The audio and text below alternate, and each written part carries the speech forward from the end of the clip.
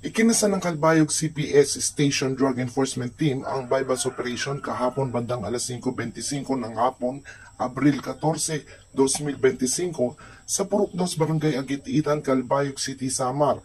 Nagresulta sa pagkakaaresto kina alias Rufo, 40 taong gulang, walang trabaho at residente ng Barangay Agit-Itan, at alias Oni, 24 na taong gulang, mangingisda at residente ng Barangay Lunang 2, Almagro, Samar. Matapos makabili ng hinihinalang shabu, ang operatiba sa halagang 500 piso.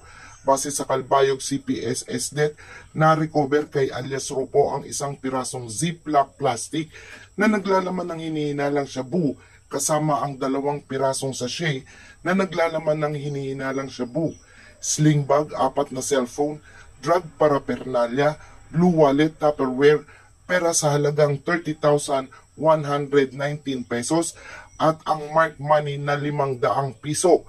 Habang na-recover naman kay alias Oni ang isang pirasong plastic sachet na naglalaman ng hinihinalang shabu at isang pirasong kaha ng sigarilyo. Samantala, tinatayang nasa mahigit kumulang 3 gramo at nagkakahalaga ng 20,400 pesos. Ang mga suspek ay mahaharap sa mga paglabag sa RA 9165 o kilala bilang Comprehensive Dangerous Drugs Act of 2002 at kasalukuyang nakakulong para sa karagdagang disposisyon.